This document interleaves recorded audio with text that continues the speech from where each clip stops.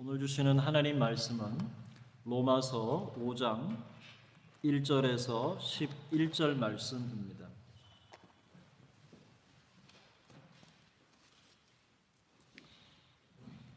오늘 주시는 말씀은 로마서 5장 1절에서 11절 말씀 함께 교독하겠습니다.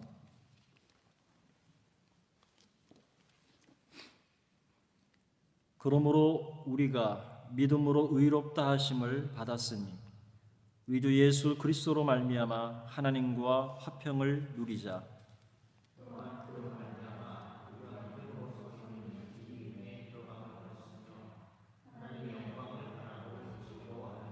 다만 이뿐 아니라 우리가 환난 중에도 즐거워하나니 이는 환난은 인내를, 인내는 연단을,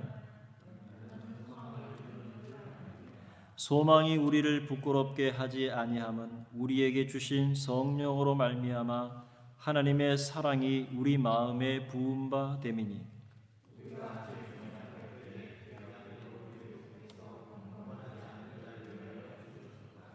의인을 위하여 죽는 자가 쉽지 않고 선인을 위하여 용감히 죽는 자가 혹 있거니와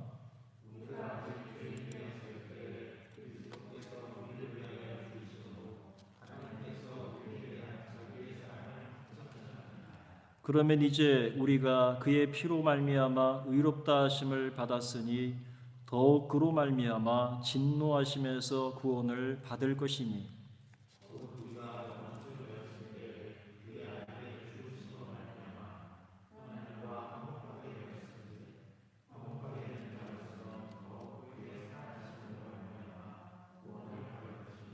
다 같이 하겠습니다.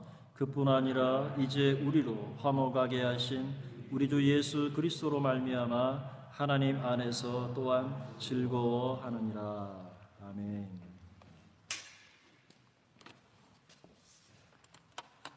오늘은 하나님과 화평을 누릴 이유라는 말씀의 제목으로 함께 은혜를 나누고자 합니다. 바울 사도는 로마서의 기록 목적을 1장 11절에서 12절에 밝혔습니다. 내가 너희 보기를 간절히 원하는 것은 어떤 신령한 은사를 너희에게 나누어 주어 너희를 견고하게 하려 함이니 이는 곧 내가 너희 가운데에서 너희와 나의 믿음으로 말미암아 피차 안위함을 얻으려 함이라 라고 말했습니다. 바울 사도는 어떤 신령한 은사, 곧 선물, 카리스마라고 하는 말이 원문입니다. 그 뜻은 gift라고 하는 선물 혹은 spiritual gift, 그래서 영적인 선물을 너희에게 나누어 주기 위해 이 편지를 쓰고 있다는 것입니다. 이것은 곧 로마 교회를 견고하게 하기 위함이라는 목적을 밝히고 있습니다. 여러분, 교회가 견고하게 되는 것은 바른 구원의 복음이 선포될 때 가능합니다. 바울은 이 구원의 복음을 증거하는 이유를 자신이 교회와 더불어서 피차 안위를, 격려를 얻기 위함이라고 밝혔습니다. 그렇다면 무엇을 통해서 교회와 바울이 구원에 대해 피차 안위를 얻을 수 있는가? 우리는 질문할 수 있습니다. 바울은 너희와 나의 믿음으로 말미암아 얻을 수 있다고 합니다. 너희의 믿음 그리고 나의 믿음으로 말미암아 얻을 수 있다. 그러면 어떤 믿음이 구원에 대해 안위를 준다는 말인가? 이것을 교리적으로 풀어낸 것이 로마서 말씀입니다. 로마서는 법적 용어들로 가득 차 있습니다. 우리는 그동안 로마서 5장 1절에 도달하기까지 바울이 쓴 메시지를 집중해 왔습니다. 그것은 무엇입니까? 곧 하나님의 의란 무엇인가 하는 것입니다. 인간이 어떻게 의롭게 될 수 있는가 하는 질문을 앞 4장까지 다루었습니다. 서두에서 바울은 복음에는 하나님의 의가 나타나서 믿음으로 믿음에 이르게 하나니 기록된 바 오직 의인은 믿음으로 말미암아 살리라 선포했습니다. 하나님의 의는 공의롭고 정의롭습니다. 따라서 하나님은 죄를 관과하지 않으십니다. 하나님의 진노와 심판은 곧 쏟아질 쇳물과도 같았습니다. 인간은 불의하며 하나님의 뜻을 거역하고 하나님의 창조의 원리를 반역해서 순리를 동성애처럼 영리로 쓰며 그 지식과 이성에 하나님 두기를 싫어합니다. 그에 대한 하나님의 진노와 심판은 사형이다라고 선언했습니다. 타락과 죄에 대한 하나님의 심판은 정해져 있습니다. 여러분, 불의한 인간이 어떻게 의롭게 될 수 있는가? 어떻게 의롭게 설 수 있는가? 만약에 하나님께서 명하신 율법을 준행하면 가능할까? 선한 일과 착한 양심으로 살아가면 의롭게 될 수 있을까?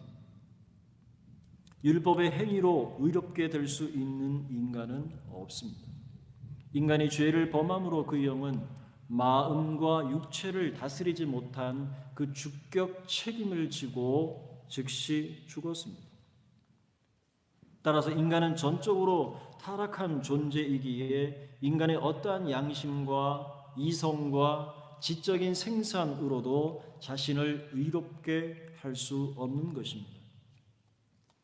유대 민족에게 베푸신 율법을 지킴으로 의롭게 될 수 있는 인간은 하나도 없습니다. 유대인이나 헬라인이나 이방인이 모두 일반입니다. 의인은 없나니 하나도 없고 모든 사람이 죄를 범하였음에 하나님의 영광에 이르지 못합니다. 인간이 이렇게 설 수 있는 길은 인간 편에 존재하지 않습니다. 오직 하나님 편에서 준비되어야 했습니다. 율법 외에 한 의가 나타났으니 이 의는 곧 그리스도 예수입니다. 인간이 어떻게 하나님의 진노와 심판에서 자유롭게 될 수 있는가? 인간이 어떻게 하면 의롭게 설 수 있는가? 그것이 바울이 서두에서 증언한 오직 믿음으로만 가능한 것입니다. 인간의 어떠한 양심, 이성적인 노력도 하나님의 진노와 심판을 만족시킬 수 없습니다. 오직 그리스도 예수를 통한 의만이 하나님의 진노와 심판으로부터 해방시킬 수 있습니다.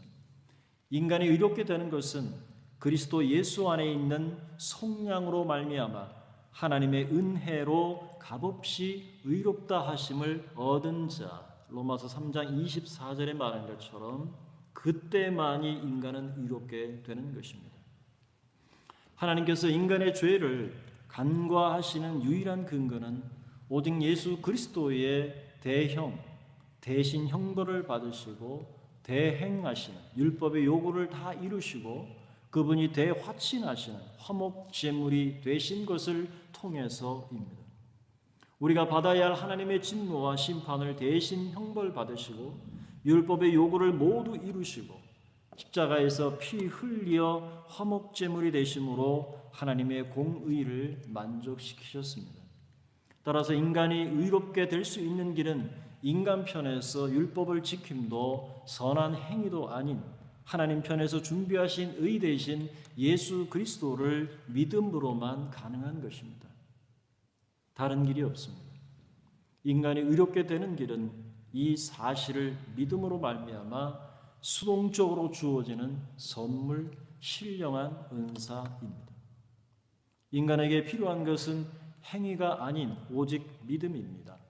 아브라함이 바랄 수 없는 중에 바라고 믿었던 것처럼 일한 것이 없어도 불법이 사함을 받고 죄가 가려짐을 받은 복된 사람과 같이 믿음으로 값없이 주어지는 하나님의 은혜입니다. 그래서 요한복음 1장 17절에 율법은 모세로 말미암아 주어진 것이요 은혜와 진리는 예수 그리스도로 말미암아 온 것입니다.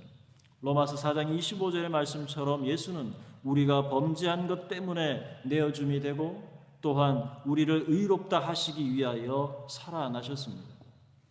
인간이 의롭게 설 수 있는 것은 예수 그리스도의 사활의 대속을 통해서입니다. 따라서 의가 동행하지 않으면 만약에 의가 동행하지 않는다면 은혜도 없습니다. 여러분, 의는 어디에서 옵니까? 의는 그리스도 안에 있습니다. 그리스도 안에 있는 의는 곧 하나님의 의입니다. 여러분 자신에게 의가 없습니다. 인간은 의롭지 않습니다. 하나님 앞에 당당하게 설 수 있는 의인은 세상에 한 사람도 없습니다. 오직 그리스도를 믿음으로 하나님의 의를 소유하게 되면 하나님의 보좌 앞에 설 수 있는 합당한 자격을 얻게 되는 것입니다. 만일 우리가 그리스도를 믿게 되면 그 의로움은 나의 것이 됩니다. 고린도후서 5장 21절에 하나님이 죄를 알지도 못하신 자로 바로 예수 그리스도로 우리를 대신하여 죄를 삼으신 것은 우리로 하여금 저의 안에서 그리스도 안에서 하나님의 의가 되게 하려 하심이라 라고 기록했습니다. 그렇다면 이제 여러분은 그 의를 소유하고자 하십니까? 아니면 그 의를 배척한 채 살고자 하십니까? 그 의로움을 얻지 못하면 당신은 하나님의 심판에서 자유로울 수 없고 하나님의 심판에 처하게 될 것입니다. 심판을 받는다는 것은 당신의 영혼이 지옥에서 영원한 형벌을 받는다는 것을 의미합니다. 이러한 심판을 기꺼이 여러분 감수하시겠습니까? 오직 예수 그리스도의 죽고 부활하신 그 대속으로 비로소 인간은 하나님의 무서운 진노와 심판으로부터 사면되었습니다. 따라서 우리는 바울이 오늘 5장 1절에서 선포한 그러므로 우리가 믿음으로 말미암아 의롭다 하심을 받았으니 우리 주 예수 그리스도로 말미암아 하나님과 화평을 누릴 수 있게 된 것입니다. 본문 여러분 5장 9절에서 10절 말씀을 한번 보시기 바랍니다. 5장 9절에서 10절 말씀을 한번 다 같이 한번 읽어볼까요? 9절 10절 시작.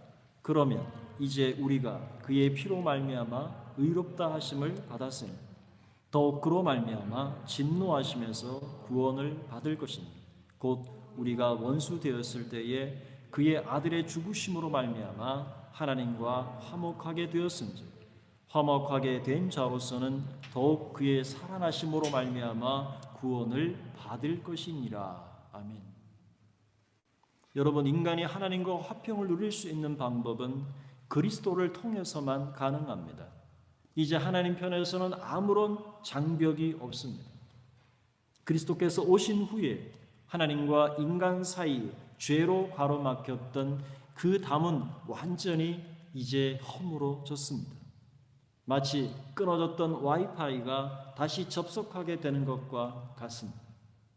하나님과 완전히 단절되었던 인간이 다시 그리스도를 통해서 다시 연결되었다라고 하는 것입니다. 그것이 곧 영이 다시 태어났다, 중생했다라고 하는 것입니다. 여러분, 에베소서 2장 13절 16절 말씀에 이제는 전에 멀리 있던 너희가 그리스도 예수 안에서 그리스도의 피로 가까워졌느니라. 그는 우리의 화평이신지라 둘로 하나를 만드사 원수된 것 곧 중간에 막힌 담을 자기 육체로 허시고 법조문으로 된 계명의 율법을 폐하셨으니 이는 둘로 자기 안에서 한 새 사람을 지어 화평하게 하시고 또 십자가로 이 둘을 한 몸으로 하나님과 화목하게 하려 하심이라. 원수된 것을 십자가로 소멸하셨다라고 기록합니다. 여러분, 하나님께서는 우리가 악함에도 불구하고 그리스도의 십자가를 통해서 우리를 위한 모든 준비를 해두셨습니다. 우리가 죄인임을 인정하고 우리가 하나님 앞에 무릎을 꿇고 주의 이름을 부를 때 우리는 비로소 하나님께서 우리 모두를 대신해서 그리스도를 죄의 심판의 자리에 앉히시고 반대로 우리를 의와 평강과 영광으로 충만한 그리스도의 자리에 앉게 하실 것입니다. 우리가 장차 그리스도 심판대 앞에서 두려움을 가질 수도 있습니다. 하지만 우리가 마음의 화평을 누릴 수 있는 근거는 우리 대신 화목 제물이 되신 바로 대속의 피 때문입니다. 성전의 휘장이 찢어졌고 그리스도의 피가 속죄소에 발라졌기 때문에 우리는 믿음으로 하나님 앞에 나아갈 수 있게 되는 것입니다. 하나님께서 마련하신 의, 곧 자기 아들에 관해 말씀하신 그 증거를 믿음으로 우리는 화평을 하나님과 누릴 수 있게 된 것입니다. 여러분, 하나님과 화평을 누리시기를 바랍니다. 놀라운 하나님의 영적 세계의 그 풍성한 영광을 여러분 말씀을 통해서, 우리가 예배를 통해서, 또 기도를 통해서 누리시고 그 하나님의 영광을 여러분 즐거워하시기를 바랍니다. 이것은 하나님께서 우리에 대한 자기의 사랑을 확증하신 것입니다. 본문 6절에서 8절의 말씀에 보면 우리가 아직 연약할 때의 기약대로 그리스도께서 경건하지 않은 자를 위하여 죽으셨도다. 의인을 위하여 죽는 자가 쉽지 않고 선인을 위하여 용감히 죽는 자가 혹 있거니와 우리가 아직 죄인 되었을 때에 그리스도께서 우리를 위하여 죽으심으로 하나님께서 우리에 대한 자기의 사랑을 확증하셨느니라 라고 선언합니다. 요한 1서 4장 9절에서 10절 말씀에 보니 하나님의 사랑이 우리에게 이렇게 나타낸 바 되었으니 하나님이 자기의 독생자를 세상에 보내심은 그로 말미암아 우리를 살리려 하심이라. 사랑은 여기 있으니 우리가 하나님을 사랑한 것이 아니요 하나님이 우리를 사랑하사 우리 죄를 속하기 위하여 화목제물로 그 아들을 보내셨음이라 라고 말씀했습니다. 더 나아가 요한 1서 4장 18절 19절 말씀에 사랑 안에 두려움이 없고 온전한 사랑이 두려움을 내쫓나니 두려움에는 형벌이 있습니다. 두려워하는 자는 사랑 안에서 온전히 이루지 못하였느니라. 우리가 사랑하면 그가 먼저 우리를 사랑하셨음이라 라고 기록합니다. 이것이 하나님께서 우리에 대한 놀라운 자기 사랑의 확증입니다. 우리에겐 사랑이 없습니다. 여러분, 하나님의 말씀에 근거한 평강이 아니라면 우리는 결코 하나님의 자녀로서 하나님과 우리의 참된 관계를 누릴 수 없습니다. 또한 신령과 진정으로 아버지를 예배하기 위해 가까이 나아갈 수도 없습니다. 만약 죄로 물든 우리의 양심이 정결케 됨을 경험하지 못했다면 하나님을 향한 우리의 사랑도 온전할 수 없게 됩니다. 하나님과 화평을 누리는 것은 정상적인 그리스도인의 특권이자 권리입니다. 하나님의 화평을 누리는 것은 그리스도의 죽고 부활하신 사활의 대속을 통해서 하나님의 자녀로 거듭난 후에 한 점 티 없는 양심으로 우리가 하나님을 섬기는 그 마음의 상태를 우리는 하나님과 화평을 누린다라고 표현합니다. 바울은 이어서 놀라운 사실을 우리에게 가르치고 있습니다. 특별히 오늘 본문 2절 말씀에 또한 그로 말미암아 우리가 믿음으로 서 있는 이 은혜에 들어감을 얻었으며 하나님의 영광을 바라고 즐거워하느니라 라고 강조합니다. 저는 여기서 하나님의 영광이란 무엇인가를 그 의미가 무엇인지 살펴보려고 합니다. 그런데 그에 앞서서 여기 즐거워하느니라 라고 하는 말이 번역상 문제가 좀 있습니다. 오늘 본문에서만 즐거워한다는 말이 3번 등장합니다. 5장 2절에, 5장 3절에, 그리고 5장 11절에. 우리가 환난 중에도 즐거워하나니 5장 11절 하나님 안에서 또한 즐거워하느니라 라고 이렇게 반복해서 사용했습니다. 그런데 이 단어가 우리가 아는 것처럼 rejoice 혹은 glad 혹은 enjoy라고 하는 즐거워한다는 단어가 아닙니다. 예수님께서 말씀하신 5장 12절에 마태복음 5장 12절에 하늘에서 너의 상이 큼이라 그러니 기뻐하고 즐거워하라라는 이 즐거워한다는 단어가 이 단어를 사용하지 않고 이 본문에서는 자랑한다라는 단어를 썼습니다. 원문은 자랑한다는 말인데 번역을 즐거워한다는 말을 표현하고 있습니다. 이것을 다시 고치면 하나님의 영광을 바라고 자랑하느니라 라고 번역이 됩니다. 물론 자랑할 만큼 즐거워하는 일이 될 수 있겠지만 원문의 뜻은 그 하나님의 영광을 기대하고 자랑한다라고 표현됩니다. 그렇다면 여기에 언급하는 영광, 독사라고 하는 이 영광은 무엇을 의미할까요? 바울은 하나님께서 자신의 의 대신 그리스도를 통해 인간에게 그 의로 옷을 입히시고 하나님과 화평을 누리게 하시는 이유가 무엇인가? 라는 질문과 맥을 같이 합니다. 여러분, 하나님께서 인간을 구원하시고자 하신 목적은 무엇입니까? 한번 여러분 생각해 보신 적이 있습니까? 인간을 창조하신 동기와 목적이 무엇일까요?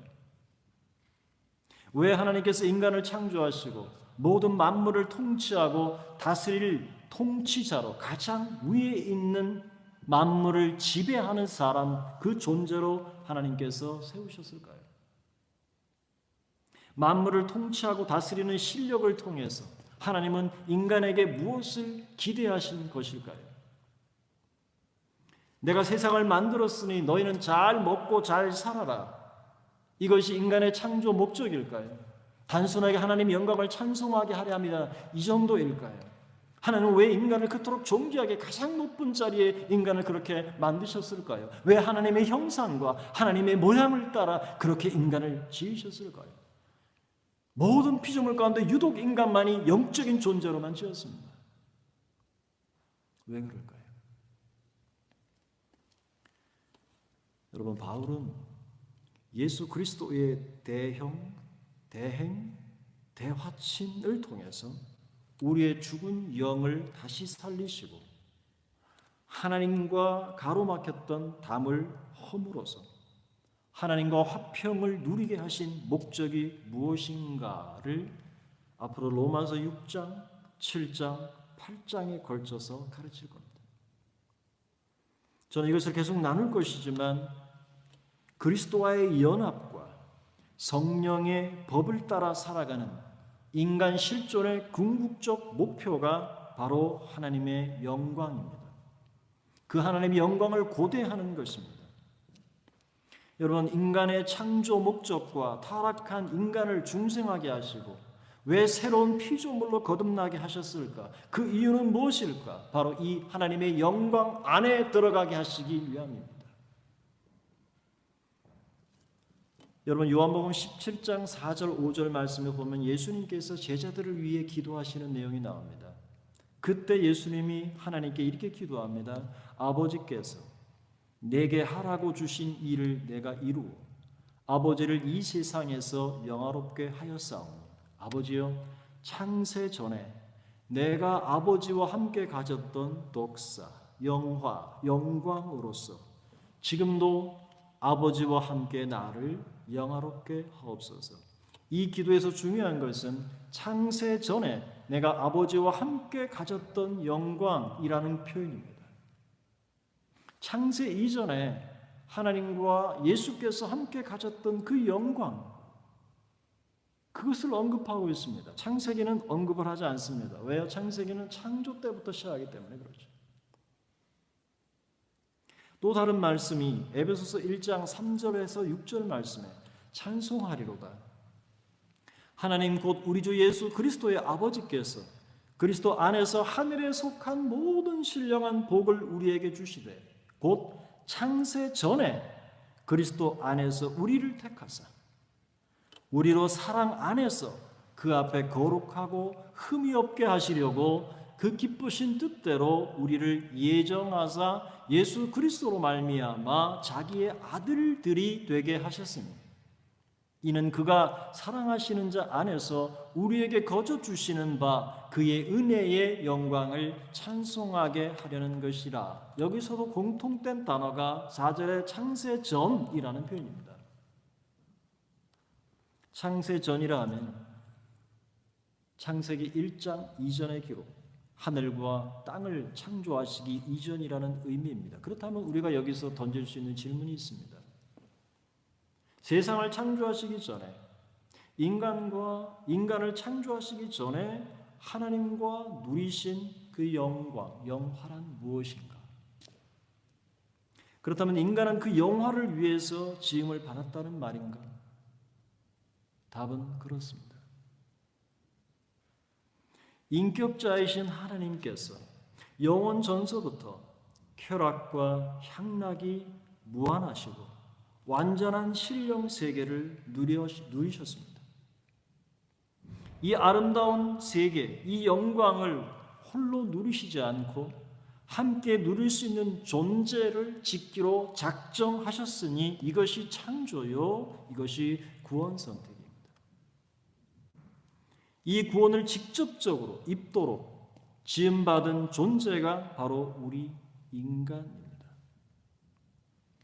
즉 자존하시는 하나님께서 그 영광을 나눌 존재를 만드신 것이 인간을 창조하게 된 동기가 된 것입니다. 그래서 바울은 로마서 11장 36절에 이렇게 선포합니다. 이는 모든 만물이 주에게서 나오고 주로 말미암고 주에게로 돌아갑니다. 그에게 영광이 세세에 있을지어다. 아멘. 여러분, 우리가 지금 눈으로 보는 세상은 천국으로 돌아가서 영원히 누릴 그 영광을 위해서 정해진 시간과 공간 속에서 훈련하는 마치 수련장과 같은 곳입니다. 훈련장이라는 말입니다. 이것이 바울이 오늘 5장 2절에서 표현한 우리가 믿음으로 서 있는 이 은혜에 들어감을 얻었으며 하나님의 그 영광을 고대하고 자랑한다라고 하는 의미입니다. 여러분, 그것이 피조 세계에서 유일하게 인간만이 하나님의 형상과 하나님의 모양대로 영적으로 지음받은 이유입니다. 그동안 타락과 죄로 가로막혔던 하나님과 우리 사이의 담벼락이 예수 그리스도의 의를 통해서 완전하게 무너지게 되었고 우리는 새로운 피조물, 새로운 친백성으로 삼위 하나님이 창세 전에 예비하신 그 영화에 동참할 수 있는 새롭고 산 길이 바로 그리스도를 통해서 열리게 된 것입니다. 이러한 막대한 은혜가 우리에게 주어졌으니 오늘 바울은 우리가 어찌 하나님과 화평을 누리지 못할 이유가 있는가? 더욱 그 천국을 바라고 더욱 그 영광을 고대하고 그 신령한 세계에 들어가 완전하신 그분들이 누리셨던, 완전하신 하나님이 누리셨던 그 영광 안으로 이제 우리가 들어갈 수 있는 모든 것이 그리스도를 통해 열렸으니 이 땅의 모든 시간과 공간 속에서 우리의 삶이 그리스도의 완전한 성품을 닮아갔을 때 하나님의 영화에 들어갈 수 있는 존재가 완전하게 될 때 하나님 앞에 그런 존재가 되는 것입니다.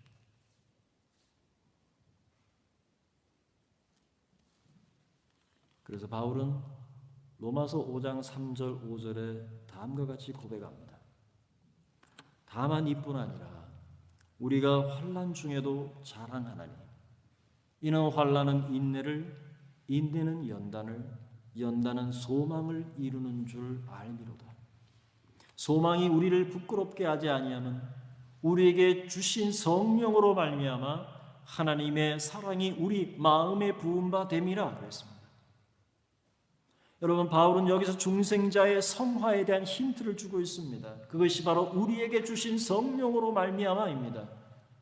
우리에게 중생한 자의 영에 거하시는, 중생자의 영을 살리시고 그 영 안에 함께 거하시는 그 성령에 의해서 우리의 삶이 거룩하게 되어 간다는 것입니다. 그것이 바로 로마서 8장의 고백입니다.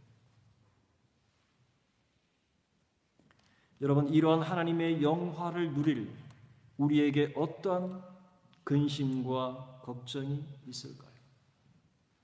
그 영광이 우리 앞에 펼쳐진다면 이 땅에서 살아가는 그 어떤 것이 우리를 억누를 수 있을까요?